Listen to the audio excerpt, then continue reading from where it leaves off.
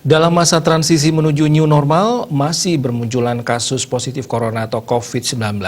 Karena itu dalam masa transisi dinilai perlu adanya kajian zona hijau, mesti dibuka dengan penerapan tatanan new normal.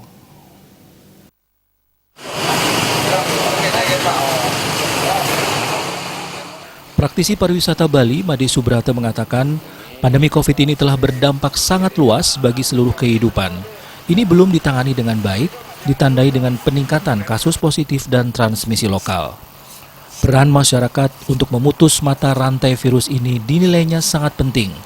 Pemerintah wajib melakukan langkah pencegahan dan penindakan bagi yang melanggar.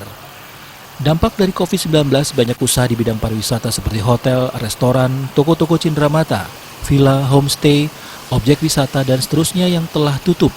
Ini tentu membawa dampak ekonomi sosial dan psikologi bagi semua komponen masyarakat, termasuk pelaku industri pariwisata.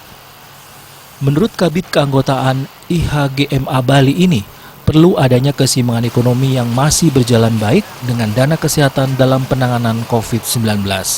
Kita mesti bisa beradaptasi dengan situasi sekarang ini, mengingat tidak ada kejelasan kapan pandemi COVID-19 ini akan berakhir. Perlu ada kajian dan pertimbangan matang untuk penerapan new normal. Ini disertai persiapan pembukaan new normal agar tidak terkesan dipaksakan. Apapun yang dilakukan secara terpaksa, hasilnya akan kurang baik. Made Subrata menambahkan, dalam penerapan new normal, pemerintah wajib mengetahui daerah mana yang masuk zona hijau dan merah. Daerah yang bisa dibuka tentu daerah zona hijau, itu dengan protokol kesehatan yang ketat, sehingga ekonomi bisa bergulir dan masyarakat pariwisata bisa beraktivitas kembali.